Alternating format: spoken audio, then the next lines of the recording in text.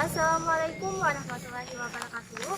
Perkenalkan, nama saya Nida Munirah dari kelas 12 jurusan Matematika IPA yang berasal dari Sekolah Mandua Hulu Sungai Utara. Di sebuah negara yang sangat indah, dikelilingi laut dan pegunungan yang subur, terdapat banyak pulau-pulau dan suku-suku di Indonesia. Indonesia memiliki pengaruh sangat besar terhadap dunia. Salah satunya, Indonesia memiliki salah satu tambang terbesar di dunia, yakni tambang Grasberg di Pulau Papua. Selain itu, berbagai pulau membuat Indonesia subur dan cocok untuk ditanami berbagai hasil bumi.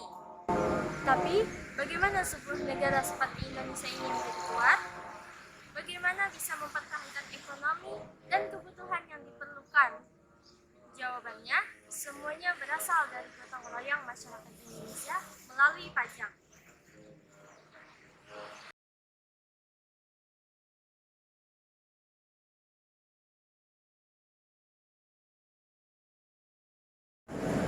Tapi, bagaimana sebuah negara seperti Indonesia ini menjadi kuat?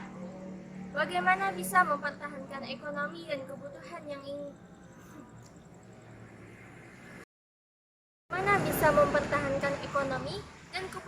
diperlukan masyarakat?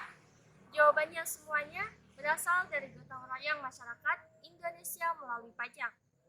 Dalam Undang-Undang Negara Nomor 28 Tahun 2007, pajak adalah kontribusi wajib kepada negara yang terutang oleh orang pribadi atau badan yang bersifat memaksa, dengan tidak mendapatkan imbalan secara langsung yang digunakan untuk keperluan negara bagi sebesar-besarnya kemakmuran rakyat.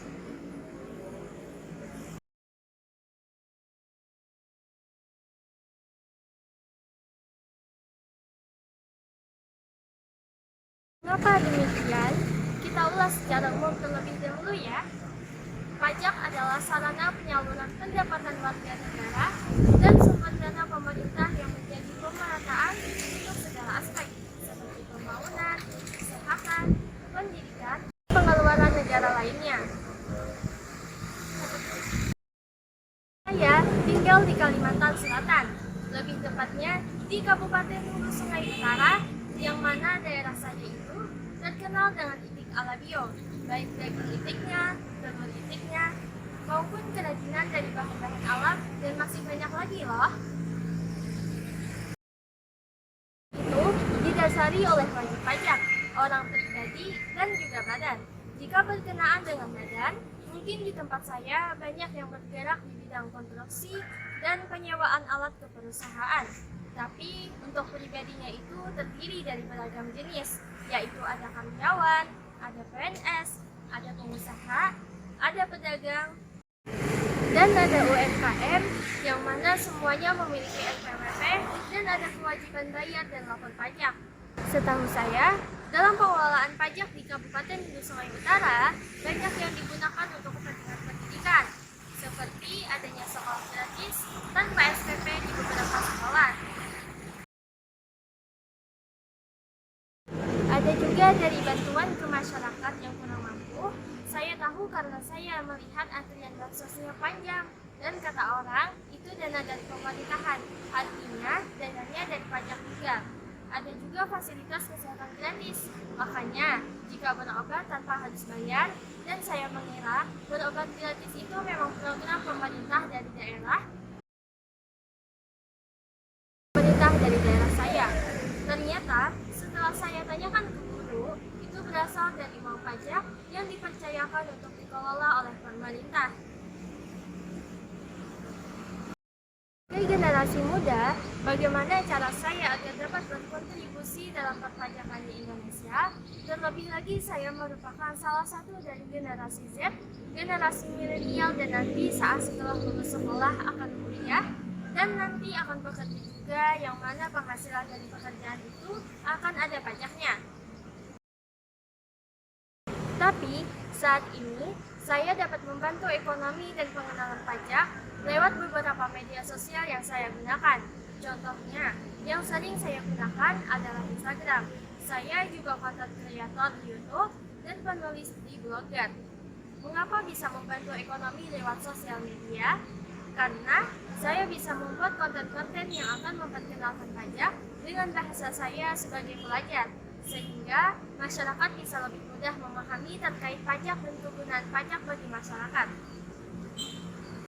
Yang mana semua informasi seputar perpajakan itu saya ketahui dan saya dapatkan dari beragam acara-acara pajak ke sekolah, dari pelajaran ekonomi, dari cerita guru-guru, dan bahkan masyarakat yang tinggal di daerah saya.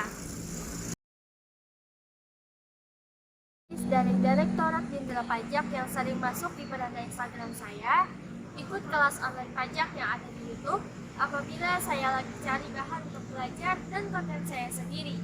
Dengan adanya membagikan informasi-informasi perpajakan melalui YouTube dan blog, dan banyak pengunjung bahkan sudah mendapat iklan dari AdSense. Dari itulah penghasilan yang saya dapatkan bisa menambah penerimaan negara lewat pembayaran pajak. Tapi kan saya belum punya KTP ya, karena belum cukup umur dan baru pelajar. Tapi orang tua saya punya NPWP. Jadi saya langsung menggunakan NPWP orang tua saya, atau orang pajak menyebutkan NPWP keluarga. Jadi orang tua saya yang membantu saya dalam membayarkan pajak penghasilan lewat NPWP saat laporan SPT tahunannya.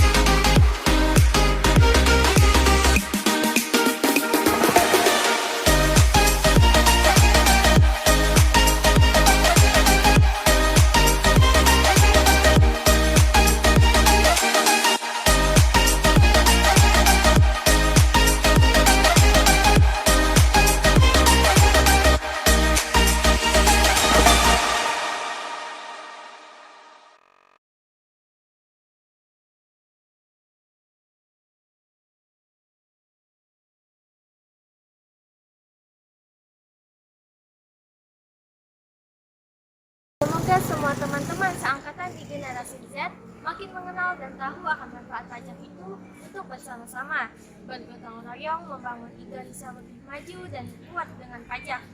Saya Nida Munirah, undur diri. Terima kasih. Wassalamualaikum warahmatullahi wabarakatuh.